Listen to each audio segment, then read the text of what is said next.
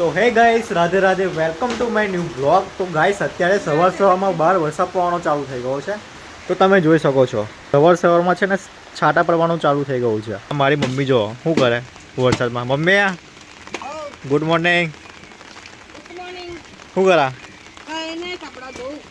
ભીનામ પલ્લી ને જાઉં. આ ભીનામ કામનું ગમાડે તને લુગડો ધોવાનું?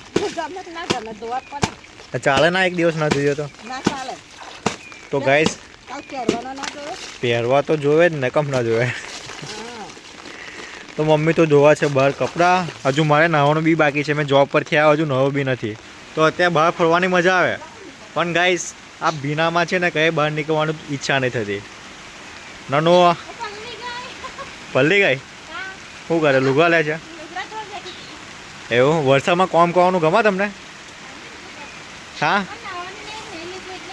એવું? મને તો ભીના બહાર નીકળવાનું નહીં ગમતું. તું બહાર કમ નહીં ફરાય એમ કહો. શું કર્યું? કયા ઘર? એટલે હવે એવું કરવાનું પાછી હવામાં ઉઠીને જો મોડું કેવું કરા ગાય છે આ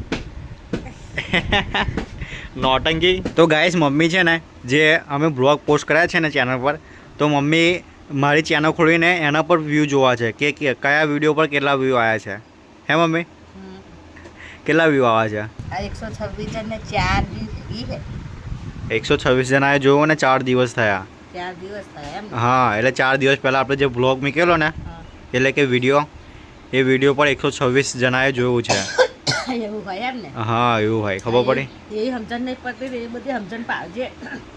સારું, બધું શીખવાડી દઈશ તને.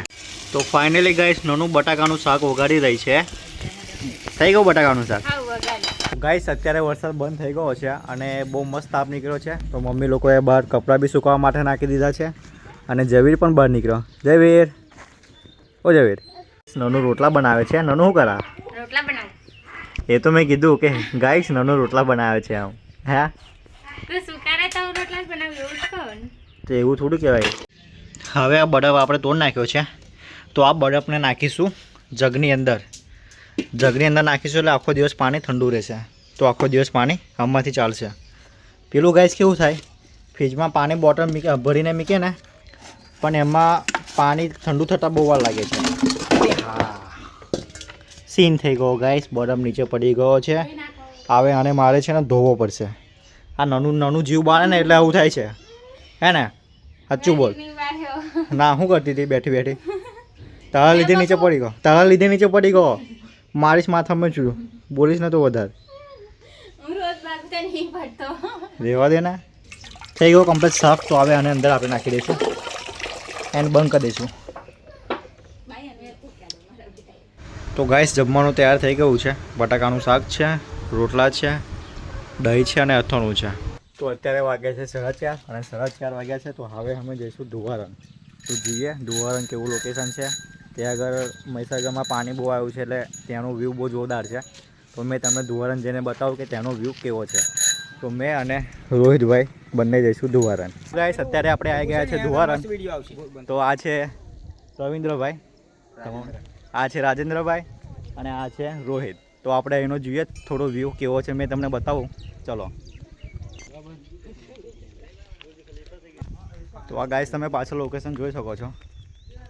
હજુ અંદર બી જઈશું આપણે આગળથી, પેલી બાજુથી. હા, તો અહીંયા ખાલી ફોટોશૂટ કરવા માટે આવ્યા છે.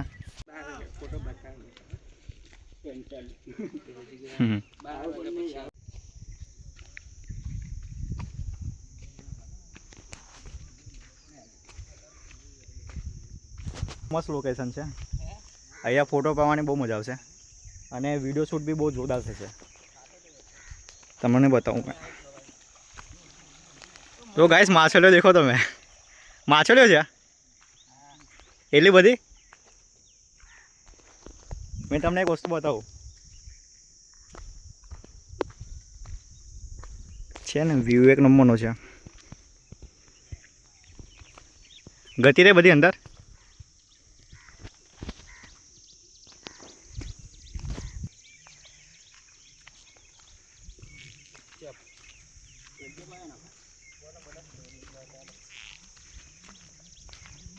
કેવું રોહિતભાઈ, કેવું લાગે છે નજારો એનો? મસ્ત છે ને. મેં તમને બતાવો, તમે મને બતાવો. યુટ્યુબર માય ફ્રેન્ડ મયુર દેવાન. રવિભાઈ છે, રવિભાઈ આપણને આ લોકેશન પર લઈને આવ્યા છે. કેમ કે હું તો ફર્સ્ટ ટાઈમ આવેલો છું પણ પેલું બધું આગળ દેખાય છે ને ત્યાં સુધી જ આવેલો છું. અહીં પણ આગળ નહીં આવ્યો મેં. આગળ બહુ ગજબનું છે અહીંયા. કેવું લાગ્યું મયુરભાઈ લોકેશન? એક નંબર યાર, એક નંબર. હા. તો ગાઈસ જે આ પાછળ દેખાય છે ને એના વિશે આપણને થોડી ઘણી માહિતી આપશે રવિન્દ્રભાઈ. તો રવિન્દ્રભાઈ આને શું કહેવાય? આ છે ધુવારણનું ઇન્ટિંગ. જ્યારે કે ધુવારણમાં કોલસી પ્લાન્ટ ધમધમતો હતો, હા, ત્યારનું આ ધુવારણનું એક ઓળખીતું છે અને આ પાણી કવર કરતું હતું. પાણી કવર કરે ઓળખવામાં આવે છે. આનું નામ કહેવામાં આવે છે ઇન્ટિંગ. ઇન્ટિંગ. બહુ મસ્ત નજારો હતો પહેલા. એવું? તે અહીંયાથી પૂરું આમ આખું કવર કરીને ઉપર લઈ ગયેલા? હા, ઉપર કવર કરીને લઈ ગયેલા. અત્યારે આ બધું તૂટી ગયેલું છે ને? બરાબર. તો અત્યારે આ બધું તૂટી ગયેલું છે. એટલે પાણીમાંથી વીજળી બનાવતા હતા? હા, લાઇટ. એટલે અહીંયાથી પાણી ઉપર જાય અને ત્યાંથી અંદર કંપનીમાં એની વીજળી બનાવે એમ ને? જોડેથી તમને દેખાડી દો કેવું લાગશે. અત્યારે તો બધું તૂટી ગયું છે. આ બધી મોટી મોટી પાઇપો છે આગળ. જોવાલાયક તો બહુ મસ્ત છે પણ સાલું અહીંયા વચ્ચે કીચડ એવું છે ને એટલે અંદર જતાં બીક લાગે છે, ફસે જવા એવું છે. આ જુઓ તમે, મોટી મોટી પાઇપો છે એની. અહીંયાથી દેખાશે તમને. આગળ એનો પ્લાન છે મોટો કંપનીનો. આપણે ત્યાંથી બી કવર કરીશું. જતાં ત્યાં આગળનો મેં એક શોટ લઈ લઈશ. તમે જોઈ શકો છો ત્યાં આગળથી બી કેવું દેખાય છે એમ. પેલા બધા પેન દેખાય છે ને ત્યાં બી અંદર જવાય આપણાથી, પણ અત્યારે મારી જો ટાઈમ નથી એટલો બધો. કેમ કે મારે સાંજે જોબ પર જવાનું છે 8 વાગે અને અત્યારે 6:30 તો વાગી ગયા છે. અહીંયાથી મારે ઘરે જતાં અડધો કલાક જેવું લાગશે. ઘરે જઈશ, પછી નહીને ફ્રેશ થઈશ, પછી જમીશ ને પછી મારે જોબ પર જવાનું છે. એટલે આ બધું જે સીન છે ને એ આપણે નેક્સ્ટ ટાઈમ જ્યારે બી આવીશું ને ત્યારે બધું કવર કરીશું. આ જોઈ શકો છો તમે.